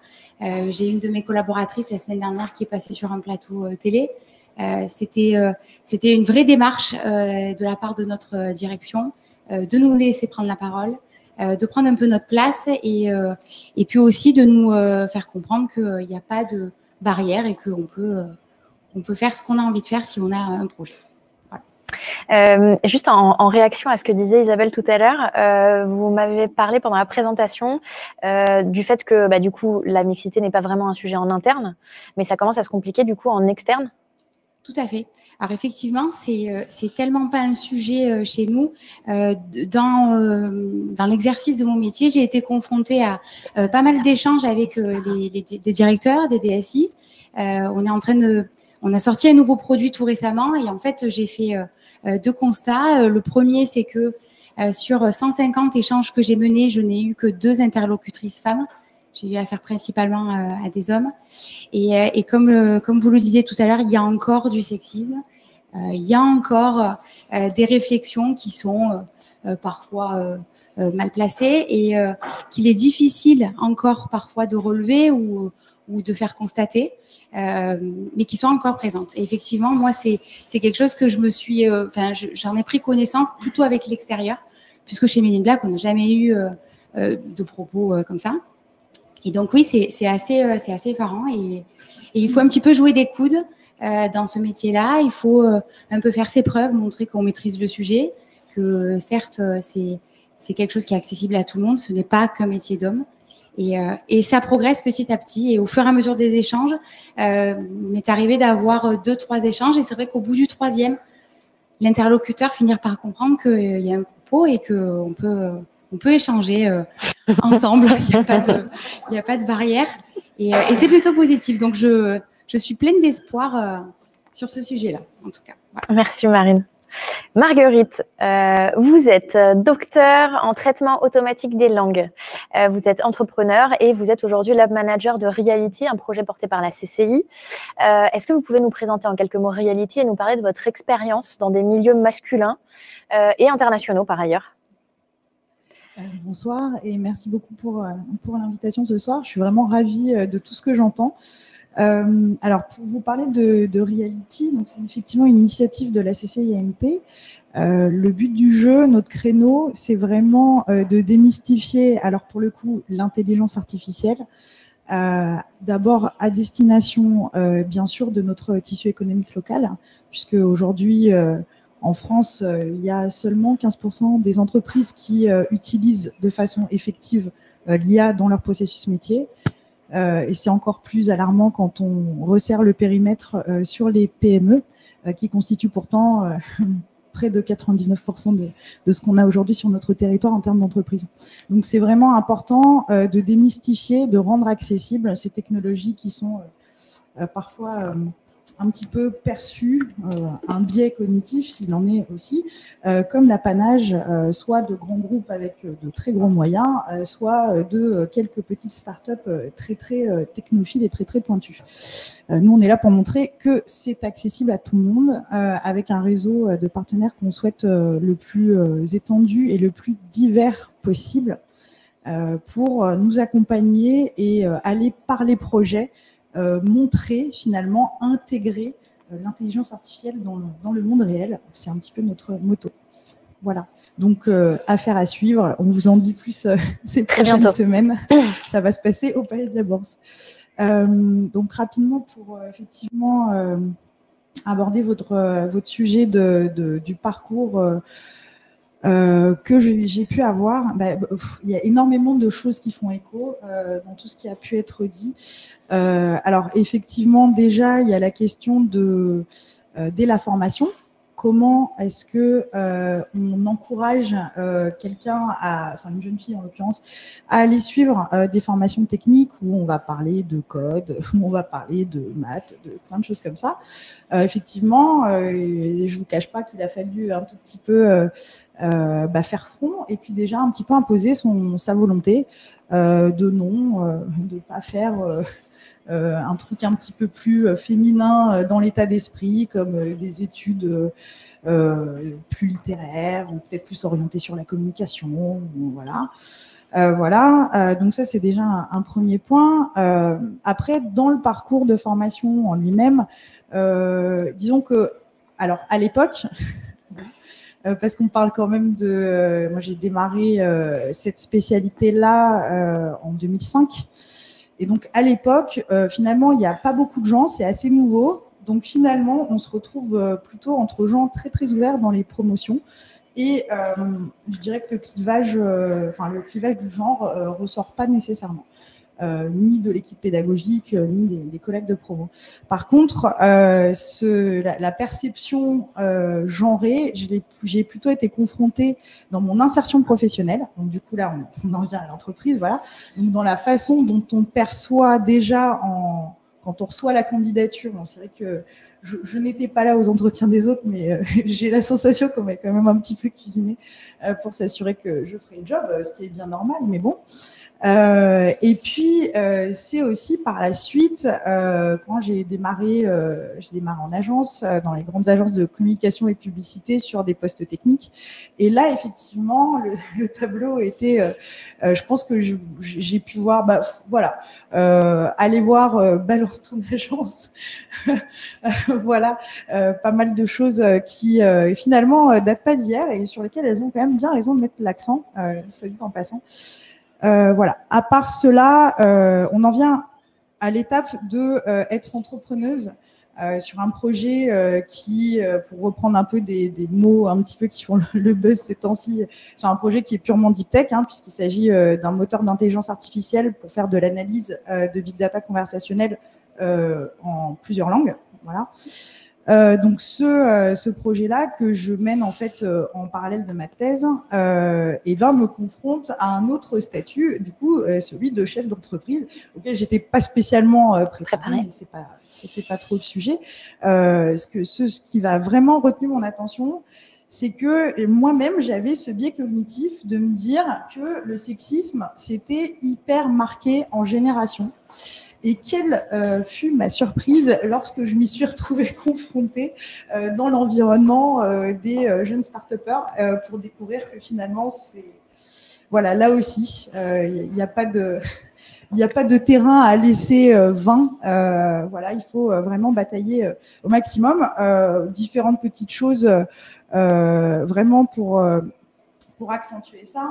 Le fait, typiquement, il y a une anecdote que j'avais un petit peu partagée, mais effectivement, le moment où notre programme manager à Epita, donc une bonne école de geek à l'époque, toujours d'ailleurs, mais qui était très marquée comme ça à l'époque, nous dit, alors première promo de l'accélérateur, et effectivement, j'étais la seule fille dans la promo déjà. Mais bon, ça, c'était pas trop une nouveauté pour moi. Par contre, le moment où finalement le programme manager nous dit bon, faut choisir maintenant, c'est qui le boss, il y en a qu'un par team qui lève la main, et je lève la main. Finalement, j'ai pas senti grand-chose envers moi, j'ai surtout senti les regards se tourner vers mon associé cofondateur, finalement, parce que finalement, il se faisait un petit peu juger par la communauté masculine d'accepter finalement d'intégrer une team dirigée par une femme. Ça, il y a beaucoup de boulot aussi à faire là-dessus. C'est une autre forme, je pense, de biais. Voilà. Voilà déjà ce que je peux Merci. dire là-dessus. Merci Marguerite. Sama, je vous voyais trépigner pendant Je crois que c'était pendant ce que disait Marine. Tous, en fait. Je pense qu'à chaque fois, il y avait un exemple.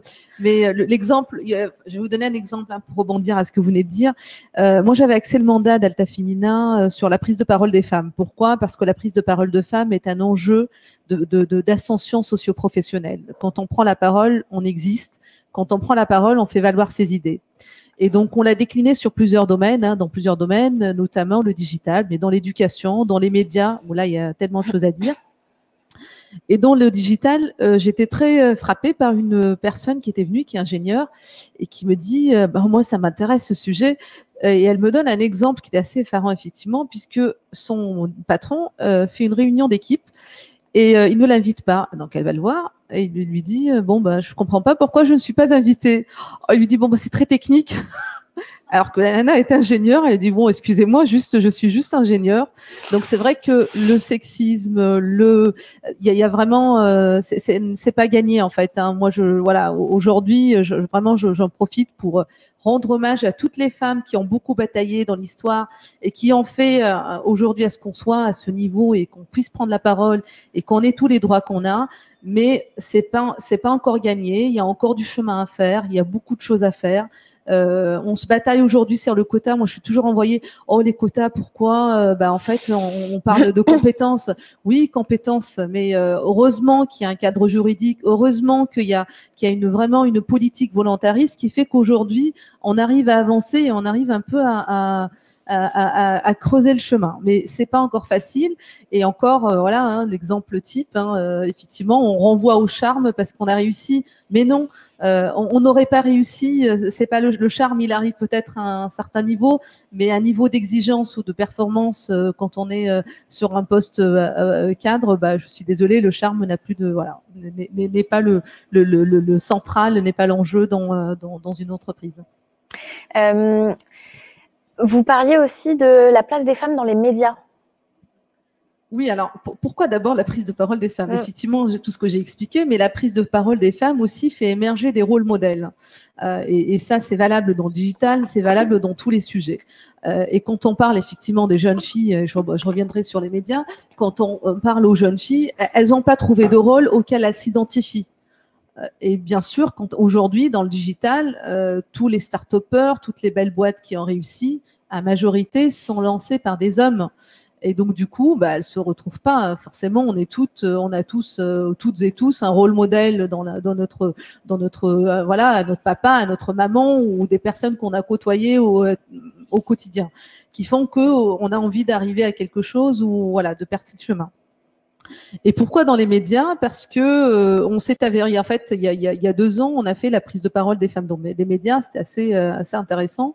Et le CSA a mesuré, a fait une étude sur 770 heures de tournage médias, je crois que c'était radio, télé confondues, et on trouve que les femmes prennent 20% de parole sur 100% en fait, uniquement, donc 2 fois plus, voire plus. Les hommes prennent 2 fois plus la parole que les hommes dans les médias. Et très souvent, dans les 20% qui sont consacrés aux femmes, 80%, elles sont renvoyées à un rôle de victime. Et donc là, moi, je pense que les médias, et là, on avait fait un gros travail avec des médias du territoire, et un gros travail des médias à donner la parole à des femmes expertes sur plusieurs sujets et de les sortir de ce rôle de victime.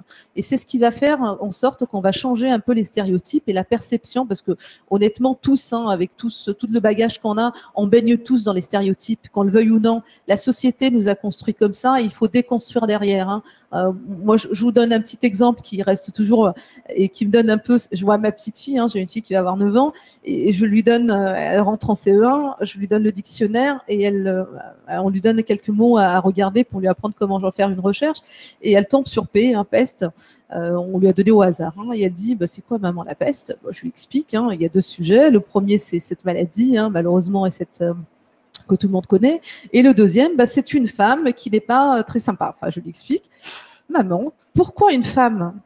L'homme aussi peut être une peste. Et là, j'avoue que j'avais 2 réactions. J'étais très fière d'elle, bien entendu. Et en même temps, je me suis dit, mince, je me suis jamais fait la réflexion. Et ça veut dire que voilà, on baigne dans ces stéréotypes. Donc je me suis pas fait la réflexion, c'est normal, c'est comme ça. Et heureusement que les générations qui n'ont pas, peut-être aussi parce qu'on n'a pas une éducation genrée, qui fait qu'elles se posent ces questions. Et on a tous un rôle à jouer. Quand je parle solidarité, c'est le rôle de chacun au quotidien, dans sa famille, avec ses amis, avec ses collègues, à être solidaire de la performance des femmes, à être solidaire de sa réussite. Merci Sama. Mais du coup, ça soulève une question que je vous pose à toutes. Du coup, comment est-ce qu'on fait changer les choses, que ce soit dans les médias, comment est-ce qu'on amène plus de femmes vers le numérique, comment est-ce qu'on prend conscience, comment est-ce qu'on fait changer les choses au quotidien? On décide de faire changer les choses. Hein. Je change de casquette et je prends ma casquette French Tech. À la French Tech, on a notre événement qui est le Grand Bain. Et dans le Grand Bain, on a décidé qu'on aurait une parité parfaite dans les intervenants et dans les conférenciers. Ben, si on a une conférencière qui ne peut pas venir, eh ben, on aura un conférencier qui viendra pas et on garde notre parité. C'est une volonté. Alors moi, je suis pas forcément pour les quotas à la base, mais je pense que c'est effectivement le seul moyen de faire changer les choses en profondeur et qu'on n'a pas le choix. Donc, c'est des volontés. Donc, nous, c'est la volonté du board de la French Tech. On est plusieurs à en être ici. Marguerite aussi. Donc, et franchement, c'est une volonté avérée et on prend la parole dans les médias avec les podcasts. Si vous avez jamais entendu ça, de la courte échelle. Merci, j'allais le mentionner, c'est parfait. Avec Laurence Bottero et la Tribune et notre vice-présidente Julie qui est fabuleuse et qui vous présente des femmes inspirantes de la tech. Alors il y en a quelques-unes quand même, heureusement, et où on découvre ces femmes-là sous un axe complètement différent, où on s'intéresse à leur vie, à leur parcours, pourquoi elles en sont là et ce qu'elles font avec leurs petites filles aussi et comment elles élèvent leurs enfants aujourd'hui. C'est juste passionnant. Donc c'est tous les derniers lundis de chaque mois. Je vous invite vraiment. Et le dernier d'ailleurs porte entre autres sur Made in Black. C'est comme ça que j'avais sur la parité dans les comités de direction où Made in Black est bien mis en avant. Tout à fait. Et d'ailleurs, effectivement, c'est une boîte exemplaire et c'est vrai sur ces sujets-là. Et d'ailleurs, on a quelqu'un de chez vous qui est aussi chez PPW. Donc absolument, il faut décider que ça change. Je crois que c'est pas plus compliqué que ça. Hein. Alors oui, effectivement, il faut décider que ça change, mais je pense que ça passe aussi par le terrain. Effectivement, beaucoup de terrain. Aller voir les collèges, malheureusement, on peut pas aller en dessous, on peut pas aller aux primaires. Des actions qui sont faites pour qu'on puisse accéder, aller les voir. Nous, chez Laure Alba, on a décidé pendant les stages d'observation des troisièmes d'essayer de prendre des jeunes filles et de leur montrer pendant une semaine tout ce qu'on fait dans l'entreprise, essentiellement par des femmes également, pour qu'elles puissent se rendre compte et un petit peu, déconstruire les stéréotypes carrément et puis briser malheureusement encore ces plafonds psychologiques qu'ont l'image des jeunes filles et même des femmes dans leur construction professionnelle, puisqu'on parle de construction professionnelle, mais on a la chance d'être dans une région très riche en termes de formation et d'accompagnement, faut pas l'oublier. On a des formations courtes. Encore une fois, il y a plein de gens qui font plein de choses. Moi, j'ai Laurence Bricteau de chez Simplon qui a fait des ateliers de codage de 4 à 11 ans. Enfin, voilà, c'est juste top pour leur montrer que derrière une tablette, derrière des programmes de jeu, voilà, il y a plusieurs métiers derrière. On a l'intelligence artificielle, le cloud à aujourd'hui, la cybersécurité. Malheureusement, on l'a vu en 2020, tout ce qui a été cyberattaqué aujourd'hui, ce sont les hôpitaux. Et puis, voilà, de démystifier, briser tous ces rôles de la petite fille avec la poupée et le petit garçon avec la voiture. Je suis désolée de parler ainsi, mais moi aussi, enfin moi j'ai des adolescentes maintenant et j'ai encore des questions où aujourd'hui pour le nouveau bac, elles sont complètement paumées quoi. Elles ont, je crois, les sciences de l'informatique et le numérique. Mais bon, ça reste des cours où elles comprennent rien, ça les intéresse pas. Alors que quand je lui explique la possibilité d'ouverture pour trouver un job, qui plus est, on a encore à peu près 10 000 métiers qui vont arriver d'ici 20 ans.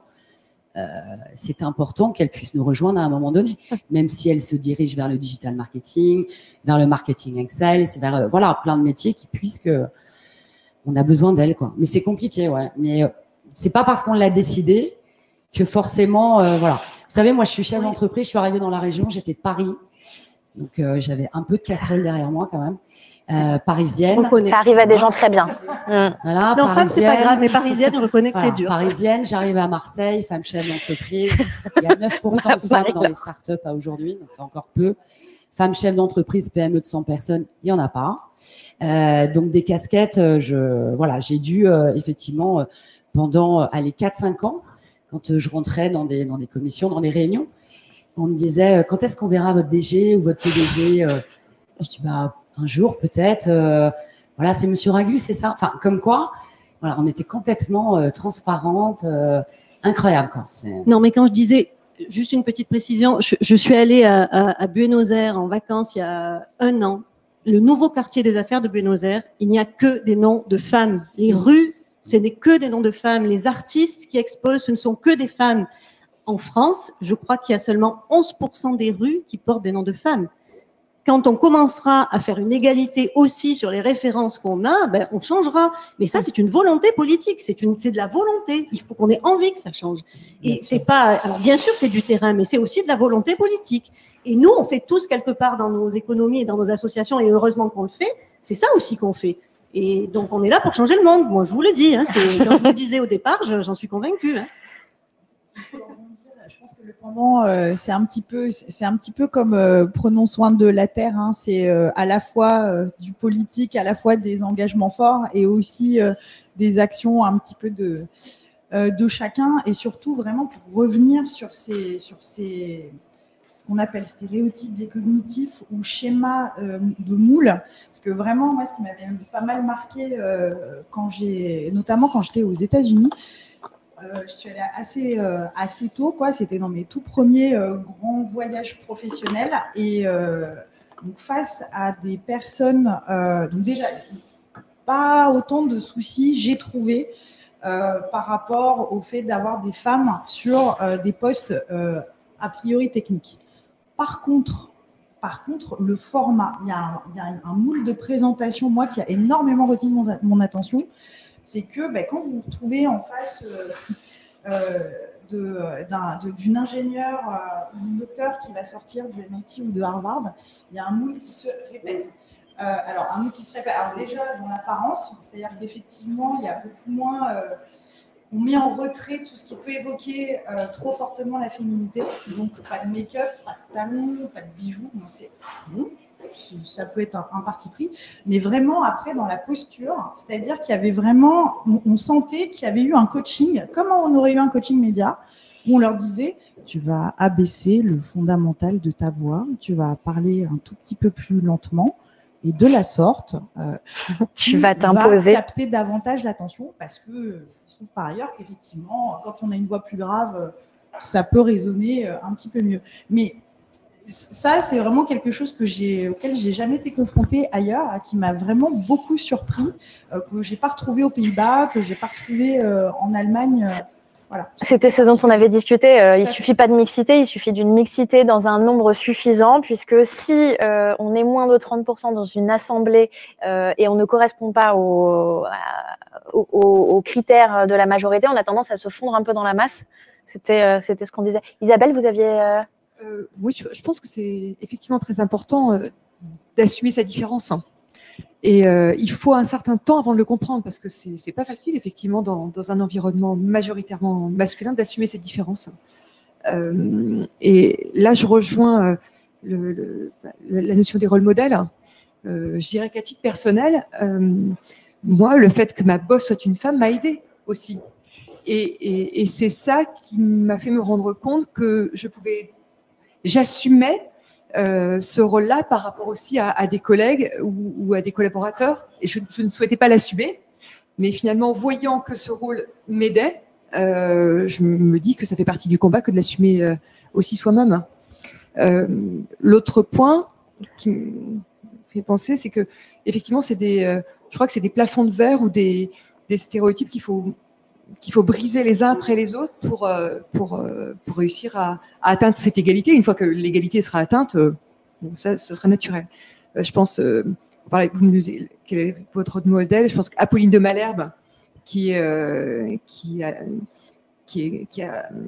anime la matinale des Info désormais à la place de Jean-Jacques Bourdin, je peux vous dire, finalement, moi, je trouve que c'est inspirant. C'est la première femme qui anime une matinale. Je trouve qu'elle le fait avec toute sa féminité, toute sa différence, totalement.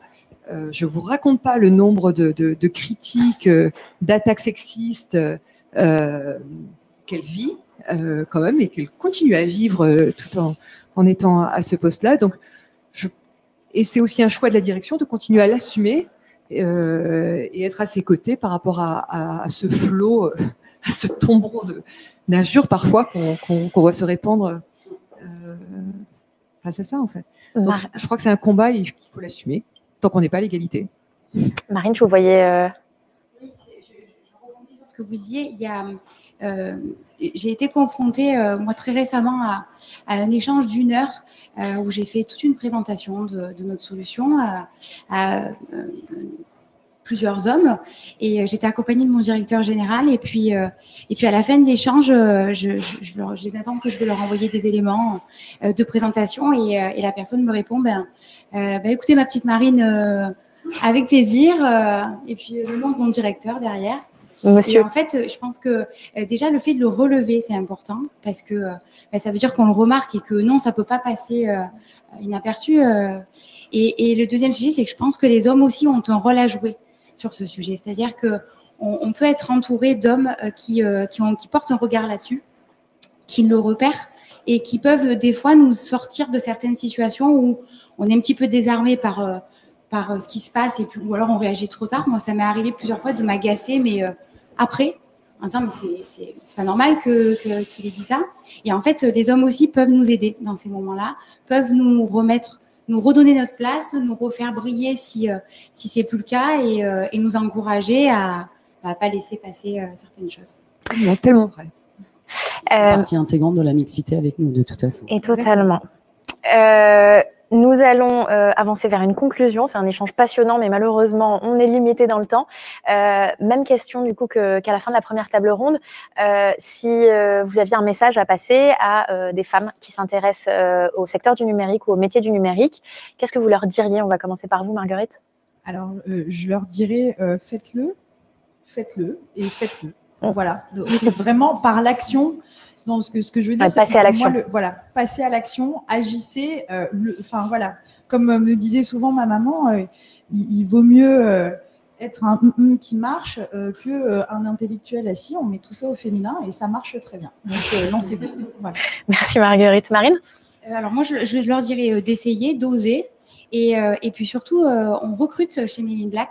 On a 13 postes à pourvoir. Et vous aviez prévu de recruter d'une façon particulière, non? Oui, on aimerait recruter des femmes et n'hésitez pas. Donc postulez. Voilà, postulez. Il y a des postulaires chez Men in Black. On a beaucoup de postes à pourvoir dans ce secteur et on sera ravis qu'il y ait encore plus de femmes chez Men in Black, même si on est déjà un peu exemplaire. À parité. Ça sera avec plaisir. Merci Marine. Moi, je leur dirais d'être curieuse aussi.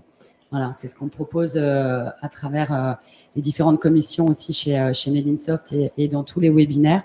C'est d'être curieuse, d'utiliser les réseaux sociaux pour venir à nous rencontrer, discuter, échanger avec nous, pour continuer à démystifier un petit peu l'image qu'aujourd'hui peut-être le digital, le numérique représente.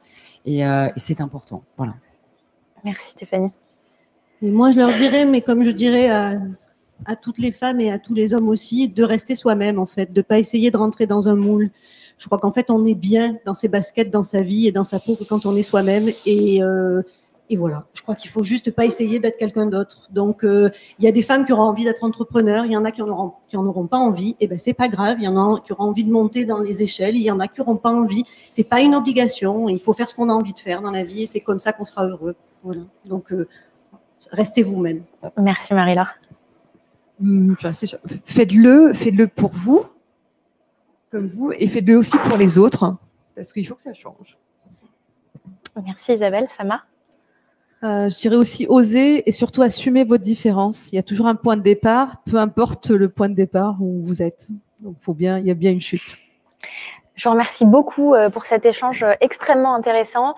J'aimerais finir du coup par remercier l'intégralité des personnes qui ont été présentes lors de ces tables rondes et de remercier l'intégralité de nos partenaires sur cette opération Women Coding Days, mais aussi sur le programme Women Coders que nous avons annoncé. Donc, nous avons Pôle emploi, l'APEC, le département des Bouches-du-Rhône, la mission locale, la préfecture des Bouches-du-Rhône, la maison de l'emploi de Marseille, la cité des métiers, la French Tech, notamment à travers la courte échelle, Alta Femina et la Tribune. Je vous remercie beaucoup pour votre attention et n'hésitez pas à participer également aux autres événements que nous allons organiser pendant le reste de la semaine. Les Women Coding Days ont pour objectif de vous faire découvrir à la fois des métiers et de vous les enseigner par la pratique. N'hésitez pas, c'est gratuit et c'est ouvert à tous. Très bonne soirée à tous. Merci beaucoup, mesdames.